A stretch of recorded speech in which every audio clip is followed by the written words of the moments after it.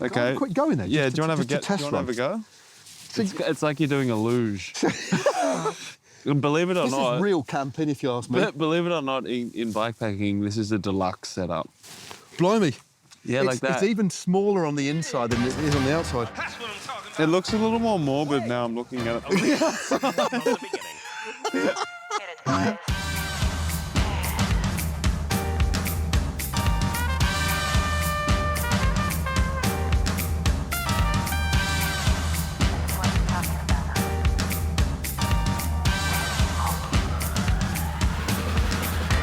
Get back. I want to eat you. Oh, I'm coming for get you. I'm a big, scary bear. Hold there, bear, while I just fold myself into this I bear reckon. raid shelter. I'm not going to shut it just in case. Yeah, don't f***ing hell.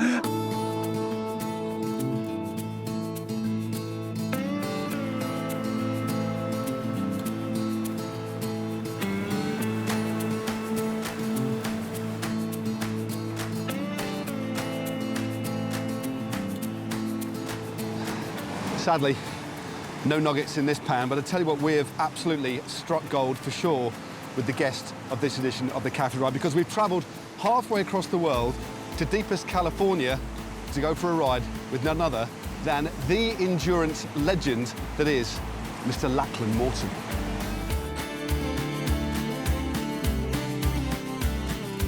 So this is Yankee Jim's Bridge, which leads to Upper Lake Clementine. And this is the Auburn State Recreation Area, one of California's state parks. And there's some old prospectors just there.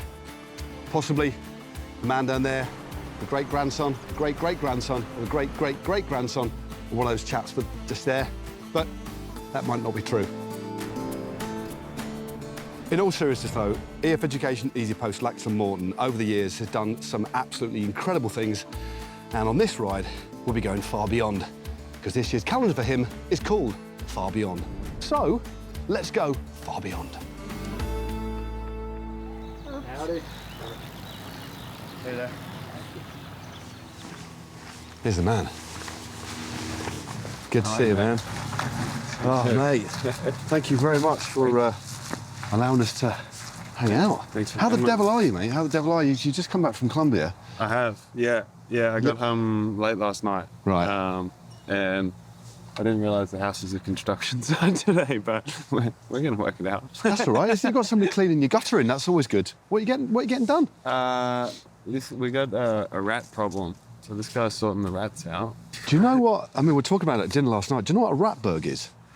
A rat Or bird? a king rat? Yeah, where they're all together. Thank you. It's an absolute nightmare. Yeah, because they basically like eating rat something. king. Yeah, a rat king. Thank you, guys. These guys didn't believe that you would know what that was. Yeah. And we thought, how on earth are we going to shoehorn that into the conversation? Yeah, But yeah. we have, without even planning it. Yeah, well, I thought I could hear some up in the roof. Oh, right. And so then you'd like conjure this idea of a rat king rolling Yeah. around up in the roof. So, yeah. It's pretty dark. Yeah. Pretty dark. Yeah. These guys are on it though. Yeah, it's good that you've got a team.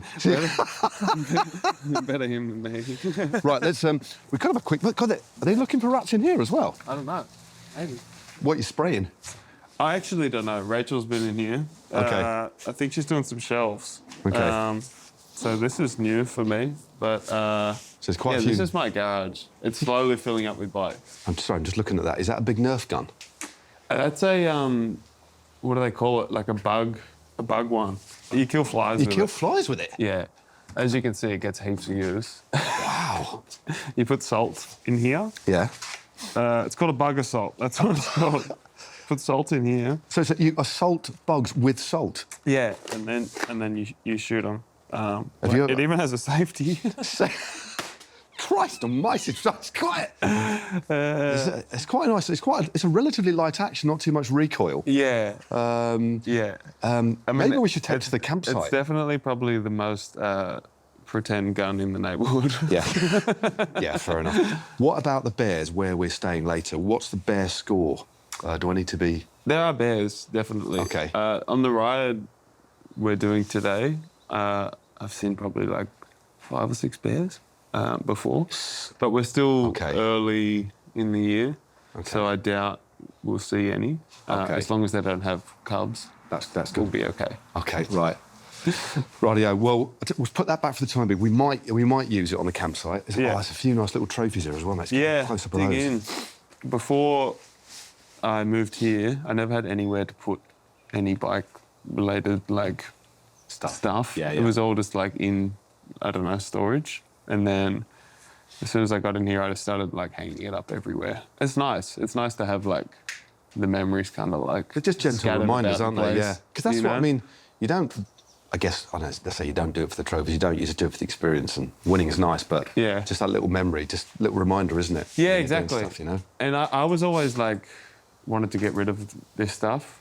Like I don't really love holding on to things, but Rachel was always like, "Oh, you should hang on to it sometime." I think you'll thank her for that later. Yeah, I mean now it's great. Yeah, know? Totally. It's cool, and like I have somewhere here. Oh, here. This is your jersey. Yeah, just full collection. Full of old jerseys. I try and like keep one from every year. Oh, you've got a Tour de Langkawi towel. As well. It's a good one, isn't it? Yeah. I honestly haven't been in here. You've not even opened this in years. So this is is that 2018 or 2011? 2011. 2011. Yeah, I was just like. You were a nipper, weren't you? Yeah, I would have been like 19. It's not a jersey, but it's a Tour de Langkawi towel. Guadeloupe. Young riders jersey at Tour of Guadeloupe. Air France. So this thing was. Have you ever been to Guadeloupe? No, I haven't. Hot. Right, it's really hot. And the first one I got of these, because it's like made out of plastic, mate. It's basically windproof. So I cut heaps of tiny little holes in the first one, and they nearly kicked me out of the race. Oh no! Don't be doing that, mate. Yeah. Nice, got your number on. Number 7. Number 7. My lucky number, mate. Yeah. It was like 11 days long too, which is a lot in Guadeloupe. You do a lot of loops. Oh, Tour of Bivvy with the flames. Oh, do you know what? Is that how you? Because I thought it was the Tour de l'Abitibi. Oh, you're probably right. That's the one in Canada, isn't it? Yeah. It's in Canada. It's like a junior tour, isn't it? Yeah. You did a time trial and started like 200 metres underground in a mine, and then like came out of the mine, and you had to have lights on. Started in a mine. You started down in the mine, and you went down in like batches of like 10 riders, and they had an exercise bike there you could warm up on. And, oh my gosh. Yeah. Stuff like that. I mean, it's I know. well, that's nice memory. That's really cool. I never have a reason to go through all this stuff, and it's cool. Oh, Utah. Number 1. I won it. You won it. Was that the year after then? Must have been. Yeah. Yeah. I don't know what the red one is. I actually didn't have this out for you. No, it looked, I'll be honest with you, it looked a little bit gratuitous at first, but luckily it wasn't. Let me show you everything I've done. These are my jerseys.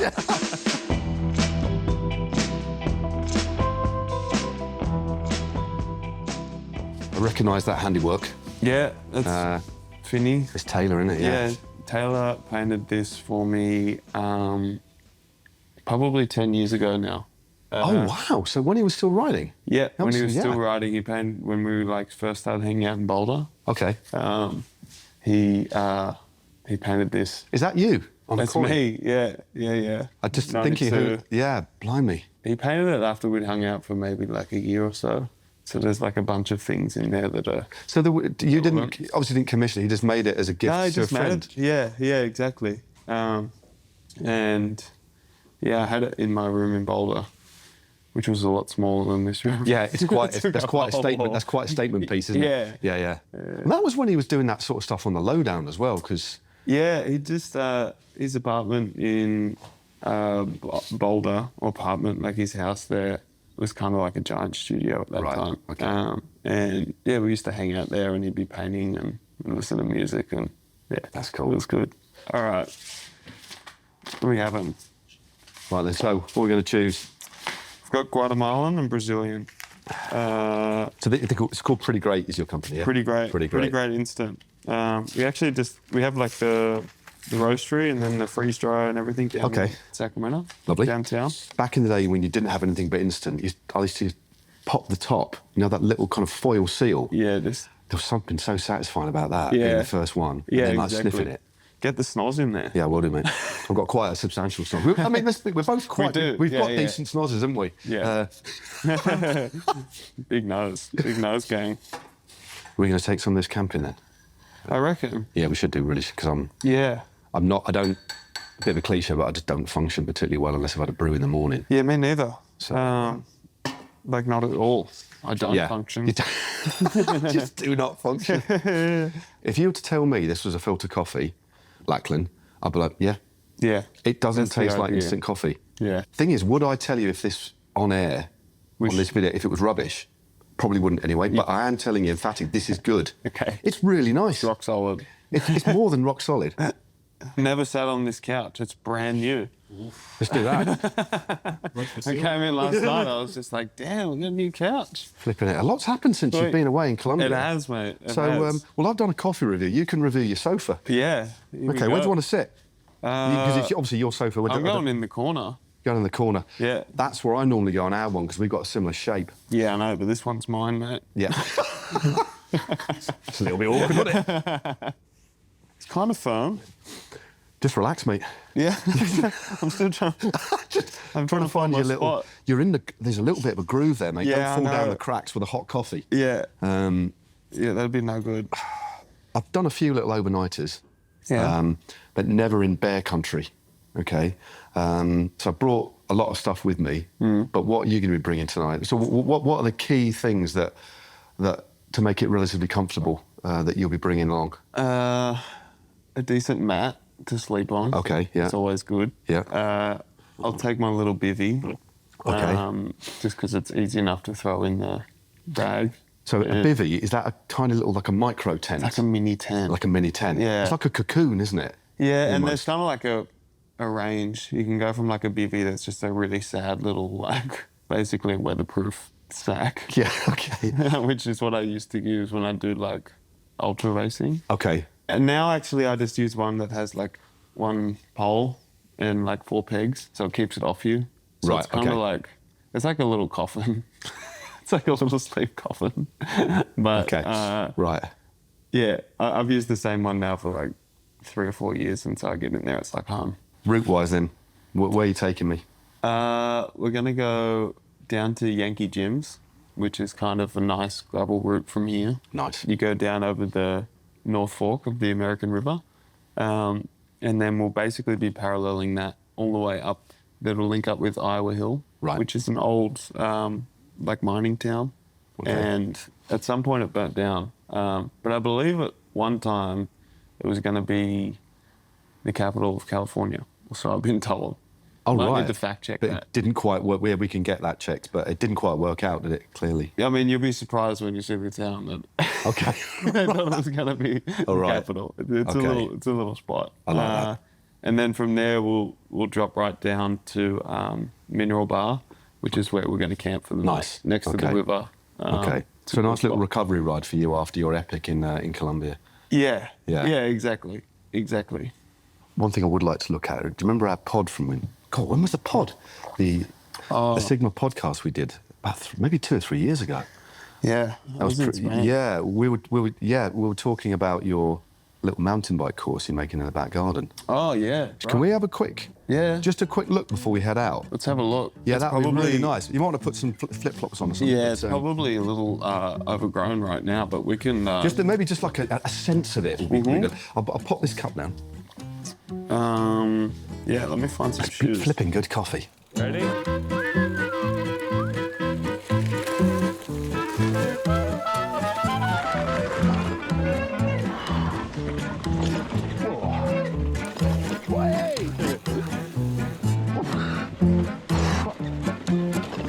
Good, mate.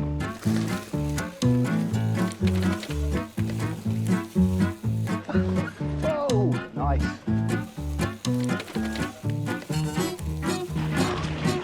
Shred boy.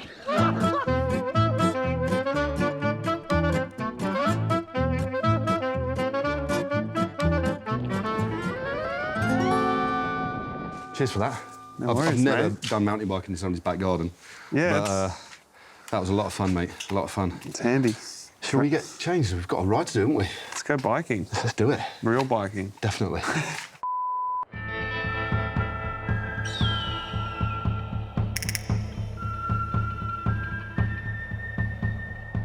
They call it the Wild West for a reason, folks.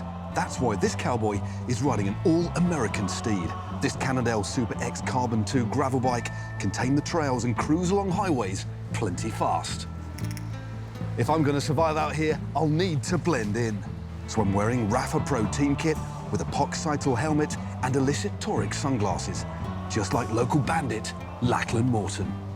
And if the sheriff puts a bounty on my head, I can use my Wahoo Element Ace to get me the shortest route out of town.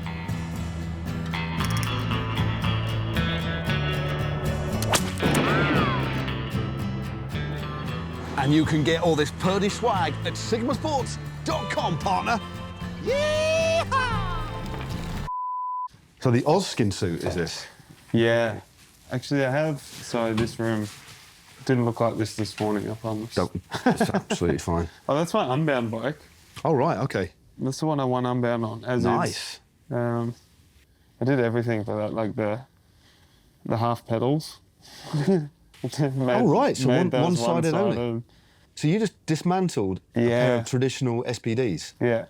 It's like 50 grams of pedal. I don't know why, but I took 2 kits to Australia. Just 2 kits? Yeah, for, just classic, for 31, like, 32 days? Pack.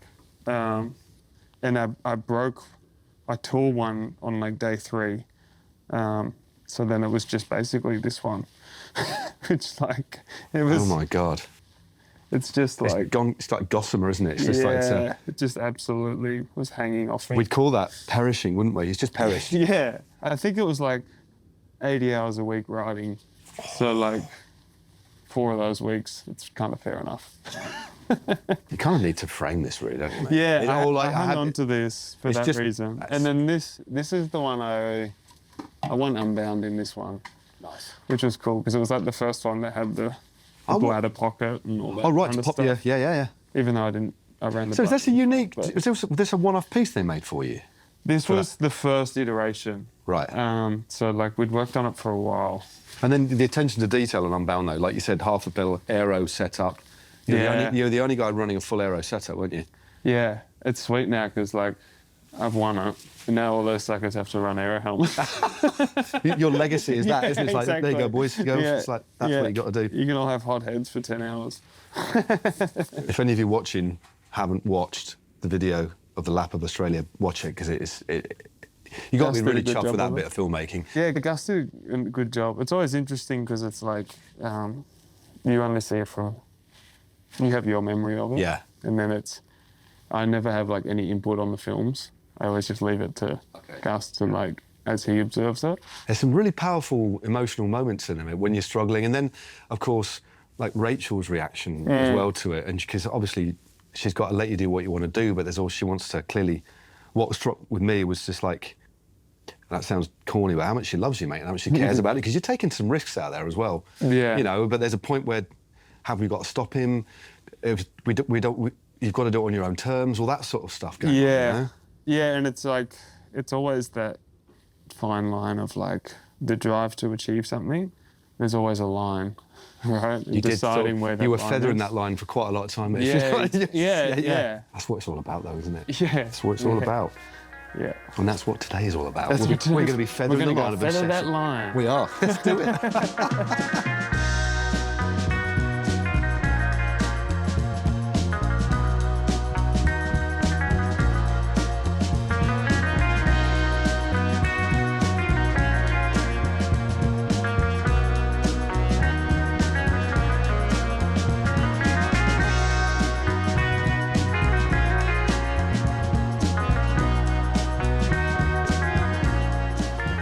Well, Lachlan, we're an hour into the ride, but this is where the route really begins, isn't it? Yeah. This First bit of off-road. First bit of off-road. There are some big, there's some big holes. Yeah, you got to keep your eyes open down here. Yeah. It's not only gravel, we're riding over like bits of tarmac and then like actually like the rock face. It's quite a mixed terrain. Yeah, it's definitely a pick and mix. Yeah. Must admit, the bike feels nice. Yeah, first time. Fuck. Oh, fuck. Yeah. Sorry, yeah, that was quite funny. Sorry. We call that a hole in the business. You try and go around them. Sorry.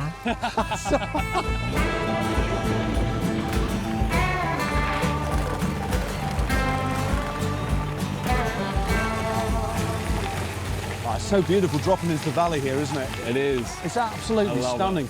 it. Yeah. Like, I guess locally, this is like a very well-known ride. Yeah. Well-known route. And you can see a lot of people with brand new gravel bikes riding up this hill, looking very unhappy Yeah. a lot of the time. Yeah. You really quickly descend kind of into the wilderness here. Yeah. That feels like I it. love that.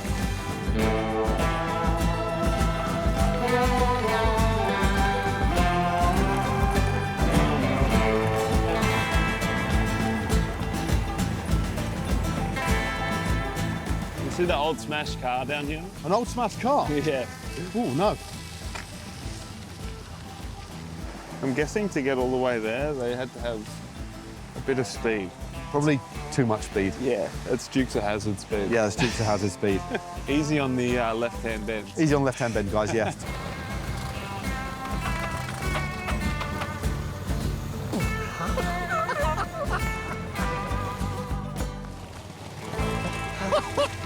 Dude. Yeah, we're not doing a lot of chat right now. There's a lot of holes to look out for. Hard focus and skids. What? Yeah. Casual waterfall. There's a lot of variables, isn't there? Yeah. It's a non-consistent surface, I think it's fair to say. I mean, that's like, for me, that's the joy of riding off-road You like it? You like that? versus road. Well, I mean, it's like a very different mindset. Yeah, yeah. Like, I always say if I want to like think, Yeah. I ride on the road, and if I want to not think, I go off-road. Because you're kind Yeah, of because drawn you into what can't. you're doing. All I'm doing is focusing on making sure I keep this bike Exactly. in a relatively straight line. If you start thinking about what you got to do when you go home, Yeah. you fall ass over head. Oh no, you're over. Yeah, you're over the side. Yeah, It's fun though, isn't it? it is fun.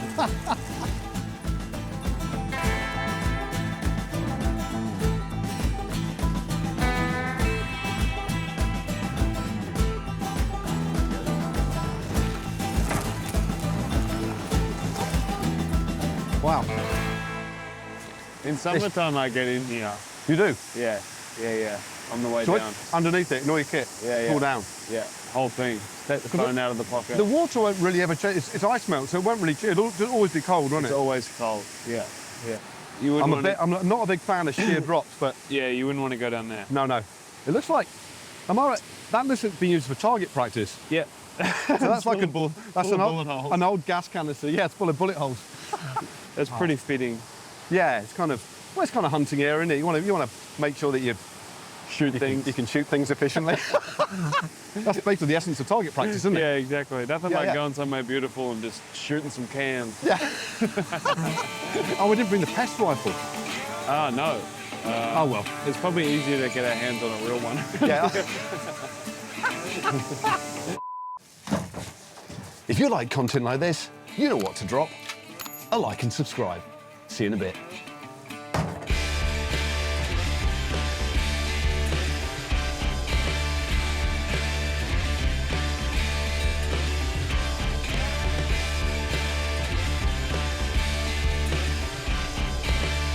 I feel a bit rude. There's these long silences before I can catch my breath, but it's a nice climb. It is a real hill. Yeah. We've just ridden up an actual rock face, that surface. Yeah. But that was a pretty stiff climb. It's a proper hill. Best part of an hour, but Yeah, good for a cafe ride. yeah, definitely good for a cafe ride. Nothing like a 6-mile climb. I know. But it felt longer than 6 miles. Tell you what it has done is open me up for tomorrow's attempt at Neilson Powless's Iowa K.O.M. Yeah, well, I think given the pace and the training adaptations you're probably going to have overnight, Yep. it's going to put you in good stead. I'm already, weirdly, I'm feeling the training effect already. Is that normal? In my experience, it's completely normal. Okay, good. Okay, Yeah. it's good to know.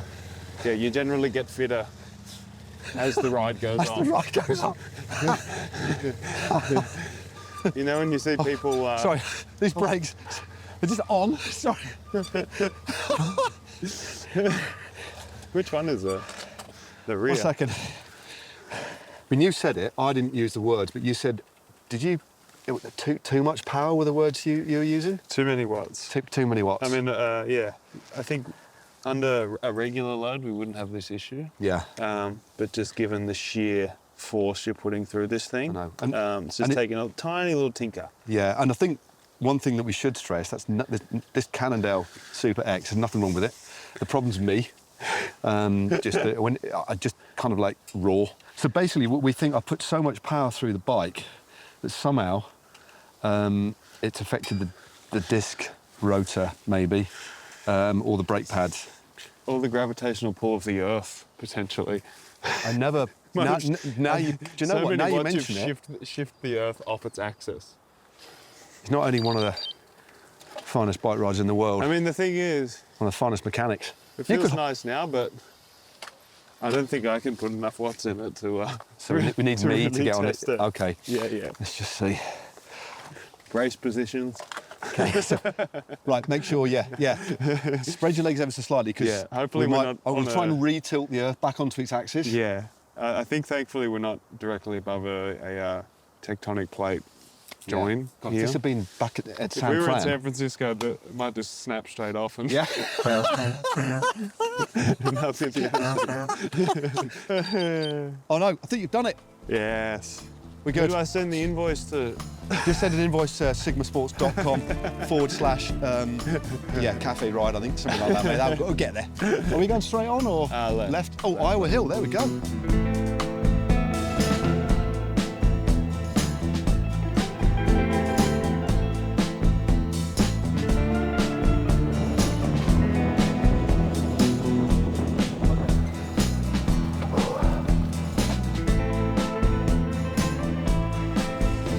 You're the kind of guy you go out with and you're just like, yeah, how many climbs left? Well, I don't know. It's like really vague about the distances. The thing is, I never try to string anyone on. It's just I'm always like, I don't take notice really. Do you know? I'm like, I have this loop. How far is it? I don't know. 3.5, 5.5 hours or something.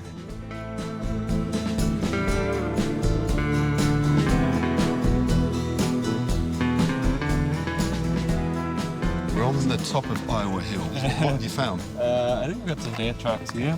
So these are pretty big, Oh yeah. big old paw print here. They look pretty fresh. So that's definite recent evidence of bear activities. We're about 15 minutes ride from the campsite.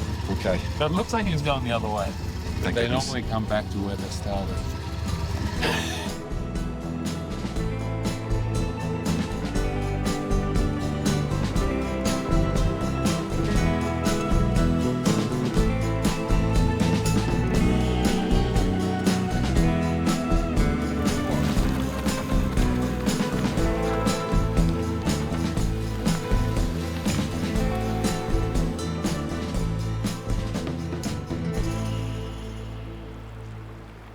We're here.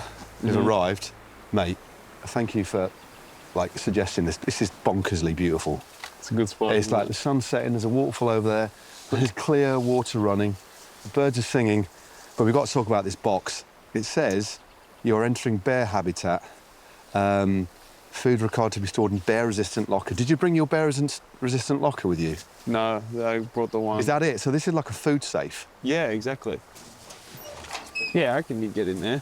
You're about I'll what be to the do with a bear. brown bear. You be the bear. All right. So, oh no, get back. I want to eat you. Oh, I'm coming for get back. you. I'm a big scary Yeah, bear. hold there, bear, while I just fold myself into this bear raid shelter. Oh yeah, you'd fit. I reckon. I'm not going to shut it just in case. Yeah, no. Oh no, no. I wasn't all funny then. Oh, it's all that camping kit.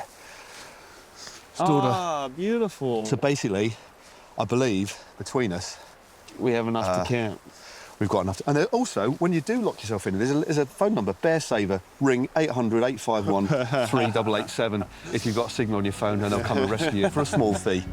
Right. Put our tents So we up, set I up, guess. yeah, I think we better pitch our tents, haven't we? Yeah.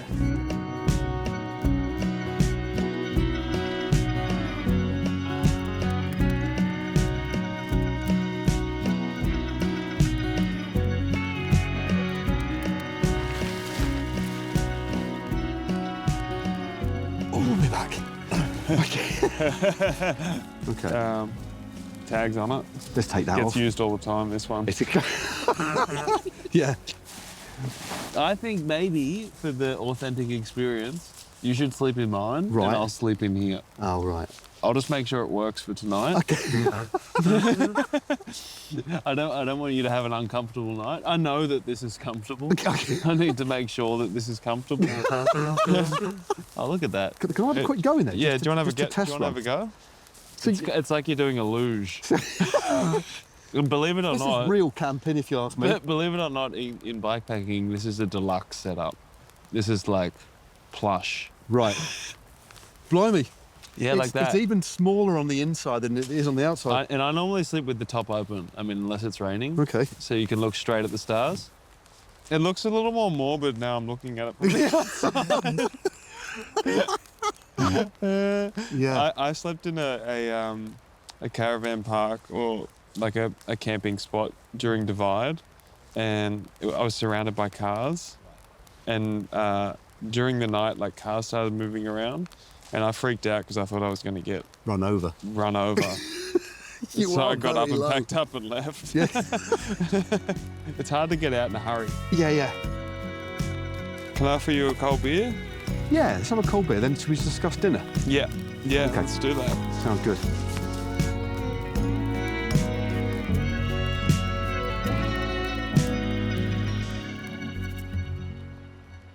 When we see you on your travels, on your epic, I mean, you very rarely have time to do this sort of stuff, I guess.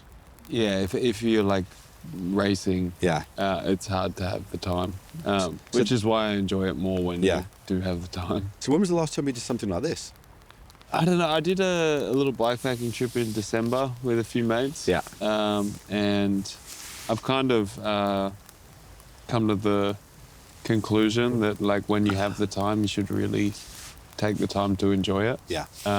So that was like not epic Ks, not like huge days, but just enjoying the whole like ride, and then like eating and just like hanging out with mates. Yeah, like when you experience like the extremes of what it can be, it helps you to enjoy the fact that, like, when you do have the time to do it, you should do it the way you want. Because you are most of the time pushing yourself to the limit, mate. I know, like, pretty much all of the calendars that you do, you know, is finding a new limit and pushing yourself. Like the thing in Colombia was more of like a race, wasn't it? Yeah. A race. Obviously the endurance element, but there was bunch racing, although it was split to bits, but you were still racing against guys close quarters. Yes. Like proper old school kind of combat. Yeah. So you're pushing yourself, but there's not a lot of room for this sort of stuff. I mean, how do you tolerate such punishment over, like, most of the year you're really hurting yourself? A lot of pro cyclists do the same thing. Cycling is painful, but it's very solitary for you. So how do you... I mean, I think all of the extremes I push myself in, it's always a choice to do it. I'm lucky that I have to seek out like hard things to do in my life, you know, because I think a lot of people, or even the majority of people, have like hardships kind of imposed on them. Yeah. And I'm lucky enough to have grown up in a way where I have to seek hard things out. So I think being aware of that is like a big part of it. Yeah. And in terms of like the intensity of racing, that's something I grew up with and something that I still crave and need and enjoy. And I'm sure, well, I actually really hope that there's a time when I can not need that. Yeah. you know, like get to a point where I'm like, okay, I don't It need will the... come. Your body and your mind will. Well, you will tell yourself at some point, hey, At some point... this is good. I don't need this anymore. I don't when that need is, it. you don't know. Exactly. Yeah. But for the time being, I know that there's a part of me that wants that. Yeah. And that intensity is something that I can only achieve through that, I guess, competitive part of it. So I enjoy it, but I also enjoy the contrasts. Yeah. I think in any terms of extending what you're comfortable with, there's always like discomfort. Yeah. And a part of you that's like, I'd rather not do this now. Yeah. But then what happens beyond that, like, is growth, essentially. Yeah. Yeah. And it's a fine line between like what is overextending yourself and what is, you know, within, I guess, like a healthy realm of growth and development. But yeah, like floating with that line, I think that's something that excites me, and that's something that like I want to continue to do for as long as it excites me. So yeah, this calendar that like I'm setting out to do, even now having completed like a small bit of it, I'm like, wow, this is going to be a huge year. And it's going to push me in different ways beyond even the riding element, you know. There's a bunch of other things that I know will make me uncomfortable.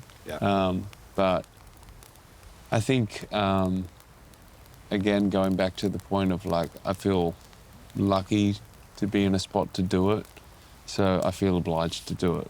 Yeah. What's it like being you at the moment? Because there's a lot of people who follow what you do. And again, there's another paradox. You're immensely popular. People they're very interested in what you do. They love the videos that you make with Gus and the team. But yet, you're still a very solitary soul and clearly quite a private person. Yet, there's this enormous, I think it's fair to say, enormous media spotlight within our industry on you.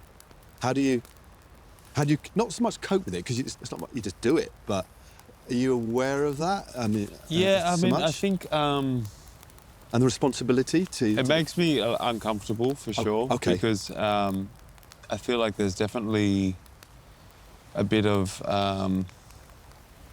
maybe like imposter syndrome. I don't know what it is, but everything I've done is it's all things I would like to do, and things I want to do on a personal level. Yeah. So I don't feel like I'm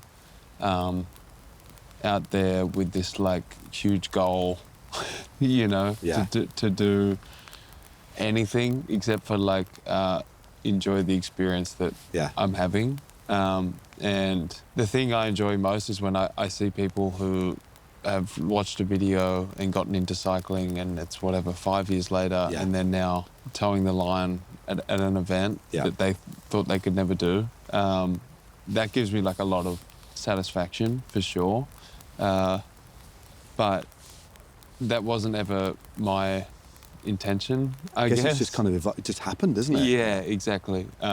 So if I could do what I do and have less attention with the same effect, I would prefer that. What strikes me, and I think it's why people care so much and why people want to be involved and follow what you do, is because you just haven't changed. You've evolved as a rider, and you've grown as a person, but essentially the way your comportment, the way you carry yourself, it's just like, okay, you're one of the biggest names in our industry, yet you're just humble. I mean, I know that might be difficult to hear, but I'm really like just dissecting it and looking at it from the outside, and I think that's it's that uniqueness and integrity that you have. You're just continuing to do what you want to do on your terms. If people like it, then that's fine. And and I mean that's kind of like the way I go about it. I'll never take something on if it's not something I genuinely would like to do, and something that genuinely interests me. The second that, you know, that motivation's not there, then I guess it would be time to find something else, you know? In my head, it was always like to race the Tour de France, right? Like you needed to do that to be a real bike rider, right? And then like you wanted to be able to be sitting on a plane, the person next to you is like, oh, what do you do for a living? You're like, oh, I race bikes. And they're like, oh, have you raced the Tour de France? The second you say no, They there's kind like of lose interest, don't they? 100%. I've never ridden the Tour de France, and generally, you know, I've said that loads of times. They're like, oh. Yeah. It'd be so nice to just say yes, right? But then of course. the second that you're like, I could do that very comfortably. Yeah. Because like you detach like the ego of it, right? Yeah. And you're like, well, it shouldn't really matter what I think this person thinks of me. Once like that kind of part of it passed, I don't want to enter back into that. Yeah. You know? Yeah. I speak to people that don't maybe not know what I do, and you talk about cycling, and so if you really want to get into cycling, like learn about the early days of the Tour de France, learn about the pioneering days when basically I don't even think it was a sport. I think it was just almost like exploration. Yeah. And once you start to unearth those stories, then and about the characters involved, you start to care a bit, and then you can then go forward from there. Right. You see the evolution of the sport, and then I think you care about the sport more when you go back in time a little bit and unearth these characters that did it on equipment that a lot of people would just like, what the hell did you like? And I love the unquantifiable parts of that. Yeah. You know, so I think like increasingly cycling is very quantifiable. You can look at like a performance totally that happens in the Tour de France. Like live CDA on a head unit and stuff like that, for example. Exactly, and I could say, stuff that previously this is what they did. Yeah. You know? Yeah. Whereas like the things Oh, that... got cramp, sorry. Sorry.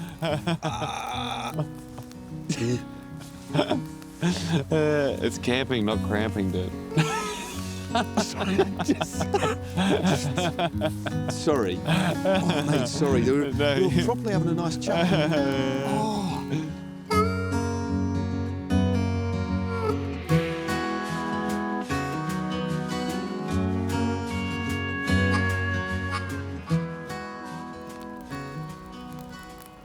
Coming from Australia, like the idea of European professional racing was something that like was so foreign and kind of romantic in a way that like you didn't know what went into it. I guess it's kind of like these like well, it's kind of mythical. Yeah, exactly. Yeah. Well, there's you know, as an Aussie as well, there's the not so much the time that's passing there. It's like it's the other side of the world. It's like this. I can never do this kind of vibe. I guess. Exactly. There's so many elements that make it almost alien. Yeah. And almost like, did it really happen? Like to the point where, but it did. Yeah. You know, and now you've experienced. You've ridden Grand Tours, and now you're doing your own kind of thing. And people will ultimately make a call on what they want to do because they're inspired by stories like that. Yeah. And it's important that every now and again, even like living now, that we remind people of the people that came before. Yeah. That like teed all this up. It made the sport. yeah, exactly. Totally. And here you are in the public eye, that doing these things that are like mad, really, in a most wonderful way. The lap of Australia. I mean, wow. What a record, but also what a lovely piece of work. I have no doubt that like people could do it quicker. People can like, you know, push further. Like there's no doubt, but it's just the idea of committing to going and doing it. It's a big one though, mate, isn't it? It's a big, like the scene that stuck, or the moment that was captured that stuck the most with me was the bit where you were reduced to walking on that sandy stretch, you know, when you were trying to avoid the highway. Right at the very back end, we're like, I don't know, was it 800, like 1,000 K to go, if less than that? Yeah. And you were reduced to walking, and there was a moment that was captured where wasn't even a big incline, you just couldn't ride your bike because it was sand. And you picked up your bike, and I thought he was going to hurl it in the hedge. But you put it back down. I was going to. Because I thought, no, and then you put it back. I was like, he nearly was a moment away from chucking that bike in the hedge. Yeah, exactly. But that's when you come back to the moment of like, I chose to be out here to do this. Like, this is my mission. Yeah. And everyone who's around me here is here because I wanted to do this. Yeah. You know? So now, as ridiculous as this moment is, you're like, this is my task. Yeah. I'd imagine having Rachel there. Yeah. For that entire, was like pretty Huge. special. But also, I mean, you tell me, I would imagine it there's another dimension to your relationship that you were like, okay, how do I work this out?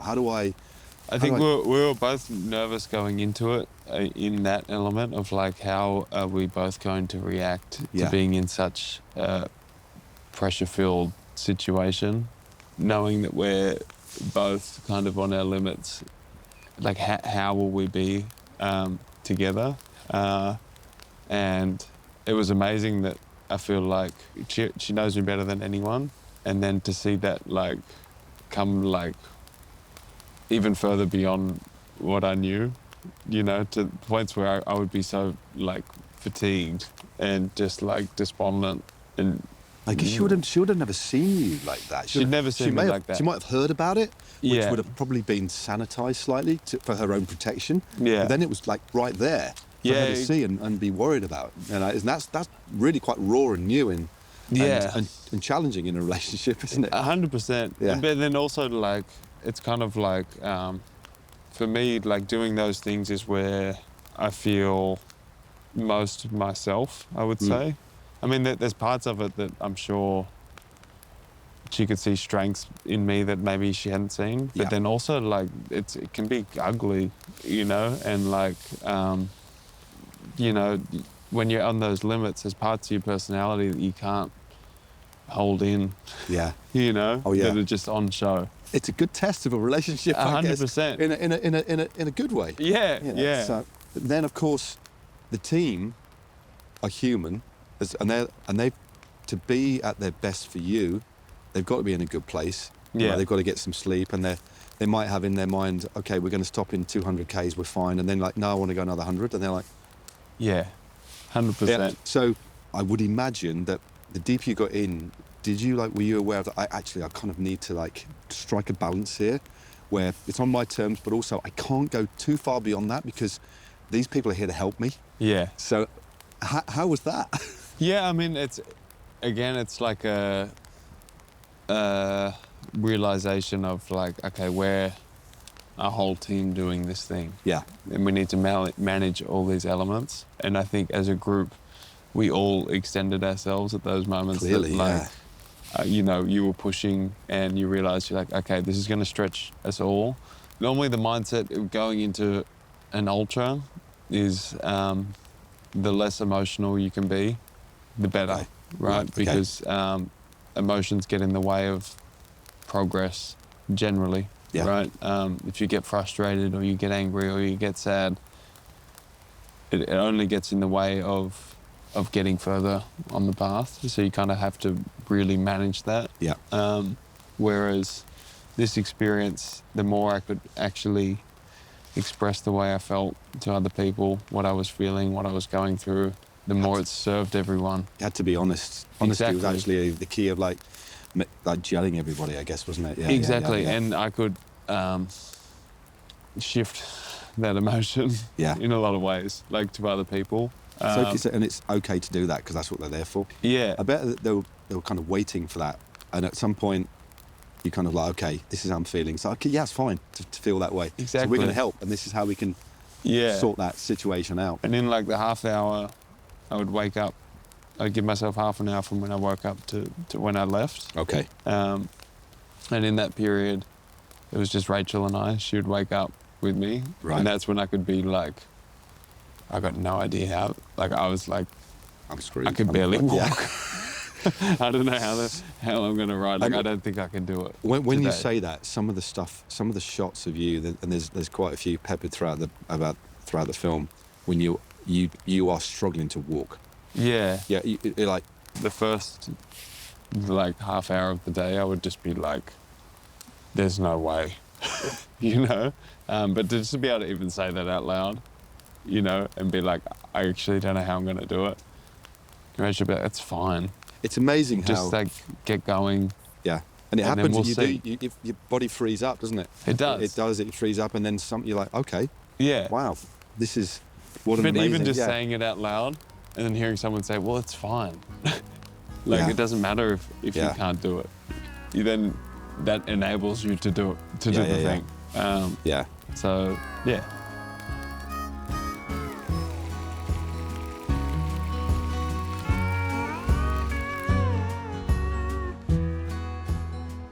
thank you so much. Look at that. That's my dinner. Mine's going on top of the tots. On top of the tots. Thank you for coming to Oh, no, mate. my little corner of the world. No, thank you for, making us feel so welcome, mate. Oh, yeah. Nothing wrong It's with worth that. a 2-hour cook, wouldn't it? That's it. It was all about going deeper into nearer the heat. That's all it was. And it's a metaphor. Leave these guys to it, Aish. We've just got a steak to eat, and then we're going to bed down and maybe sing a few songs to each other. Exactly. A couple of bespoke lullabies, perhaps. That sounds good to me. Lovely. I'm Night, ready. chaps. See you, fellas.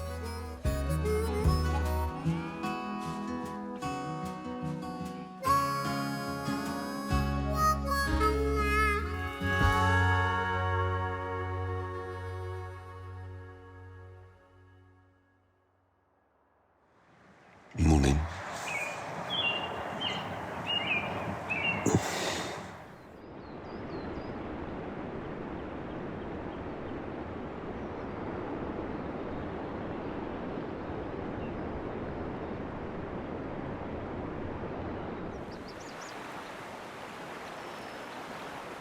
Wasn't it comfortable overnight just in this? I'm really surprised. Yeah, I'm I mean- actually surprised we could get 2 people in here. Last night, I woke up and you weren't here, and I saw this light over by the river, and bless you, mate, you're trying to get us a salmon, weren't you, for breakfast? How did that go? No luck. I spent a few hours in the water, Yeah, but I saw you left your shoes in here, didn't you? Yeah. yeah. And then I remembered there's actually no salmon in this river. Ah, So, well, it's the thought that counts, though, isn't it? yeah. You're one of the last surviving hand fishermen in this particular creek, aren't you? Because it's a craft that goes back centuries, mate. It's a dying art. Yeah, I'm trying to breathe new life into it. Yeah. Keep it alive. yeah, But I do enjoy following the river from its source yeah, all the way downstream. yeah. Just Hand barefoot, fishing my way down. just hand fishing your way down, Hand mate. fishing my way down. Yeah. Yeah. It's making me feel a bit emotional, mate. Wow. Yeah. Teach a man to fish. Yeah. He's got fish for life. I wonder what your payoff was going to be. Yeah. All right, Matt. Yeah. So we're going to hit the climb, Iowa Hill, Yep. 2.85 Ks, Okay. 12.3%. Okay. Current record, Neilson Powless, Yeah. 11 minutes, 2 seconds. Ooh, that's pretty quick. What's that equate to? About 13K an hour? Something like that. Yeah. I think he did 440 watts. How do I play it? Well, I think if we just take her easy in the beginning, Yep. throttle it around 500, Okay, yeah, just feather it, yeah. and then we could turn it on the last K, Okay. 550, 600 watts. It'd be nice to go sub 11. Sub 11, so it's about 10:59, something like that. 10:59. Okay. Do you mind giving me a bit of a lead out so I've got a bit of momentum over the bridge and then in? Yeah. And you yeah, just I'll tell me, give mate, you just give me the sign, swing off, and then I'll I'll give you what I've got. yeah. You know, I mean- don't want to get in your way. No, I'm not. Hey, that's just nice, you know, man. Cheers. Yeah.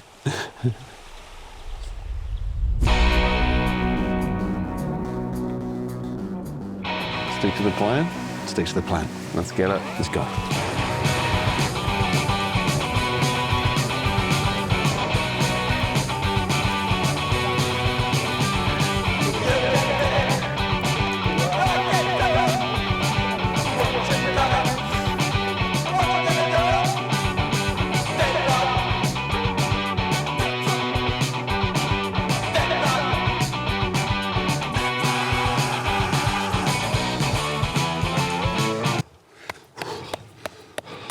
Give it hell. Go on.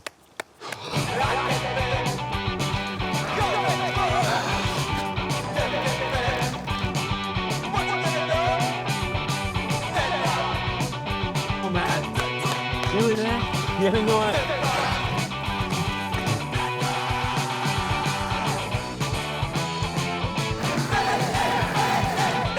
Come on, man, all the way to the finish.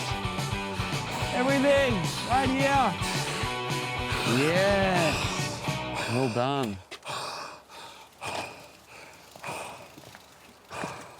What do we think? You get it? Let's have a quick look.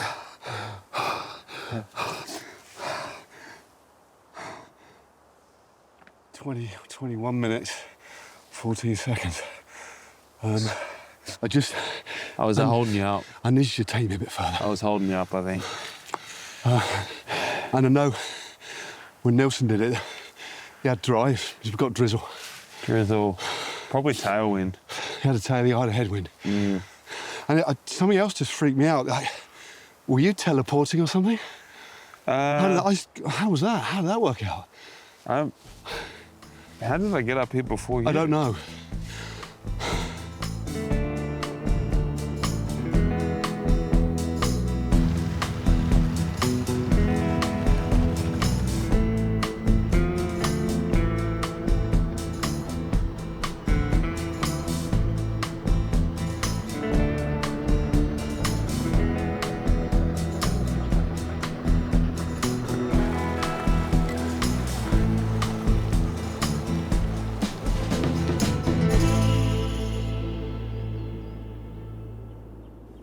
We're here.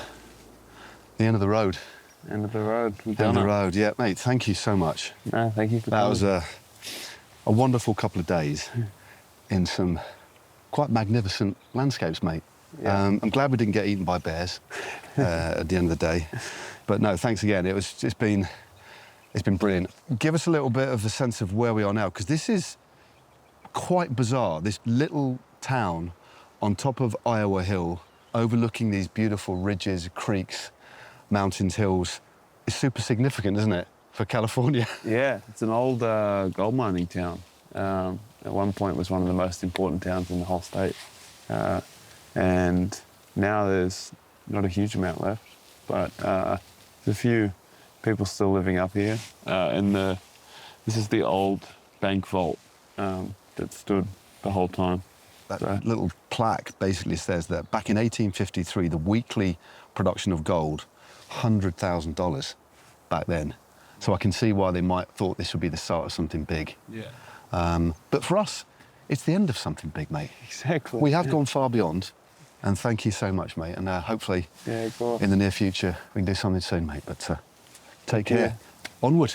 Onward. Let's get Where out are of you here. off? You're just off, aren't you? Yeah, Just off into the exactly. distance. Off. I might just go and lie down in the car. Cheers, mate. See ya. Take care.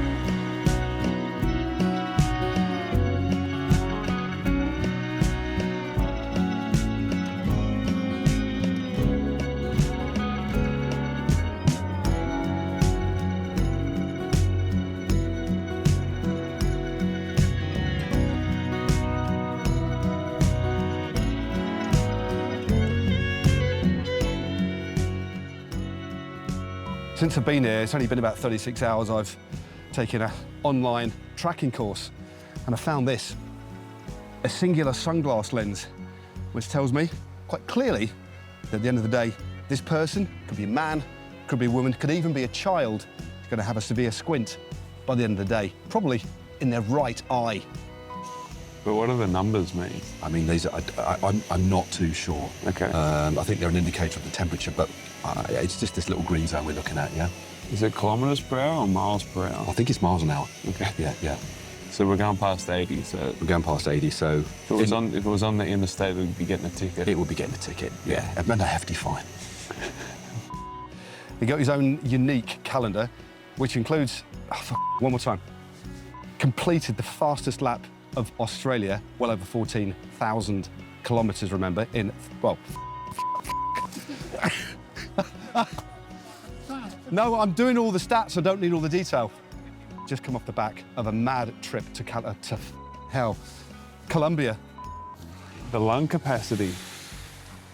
You getting lightheaded? The 55, that's a pair of lungs right there, mate. Yeah. Like a giant waffle, isn't it? He set the fastest lap of America. He set a new... You're laughing, aren't you? Recently, shut it, Matt. He recently completed the fastest leg. Ow! Right, I'm gonna do the fingers thing. Fingers. Yeah. And I think the gentle rocking motion just helped me get off straight away. Sent me straight off. Yeah. Took me back to my days at sea. Oh, yeah. Because you were a sailor for best part of 5 years, weren't you? Yeah, 5 years. In the Merchant Navy? Yeah. 3 years straight in the ocean. Yeah. You never saw land, did you? No, I never really got my land legs back. Yeah. Still got to Come on, man, let's go. In all seriousness, no, it's I just had an itch of Lachlan Morton, who of course rides for EF Education. Right. Travel halfway across the world to California to go for a ride with Lachlan Morton, who of course rides for EF Education. For the first month I had this, I couldn't work out how to do it. I just saw you do it. I was accidentally doing it. And I kept being like, what did I do? Like to make it happen. But double tap. That's a very simple double tap. I love that. One more. There you go. The Wahoo Ace. It does this. Actually, I came down here once. Yeah. And like, yeah. And like down in that bottom tree as I came down, there was like a mountain lion cub up the tree. Mountain lion cub? Yeah. Wow. I scared it out. And I was like, oh shit, where's Mama? Yeah. Flippin' heck. Mountain lions in your back garden mountain bike course. Bobcats aside, in all seriousness, it's an absolute privilege to travel halfway across the world to go for a bike ride with a chap who is an absolute legend. Lachlan Morton, of course, rides for EF.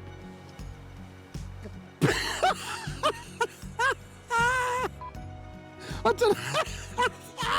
It's the jet lag. It's the jet lag. Right, fucking hell, right, okay. In all seriousness, though, it's an absolute privilege. Lachlan Morton, he goes fast for a very long time.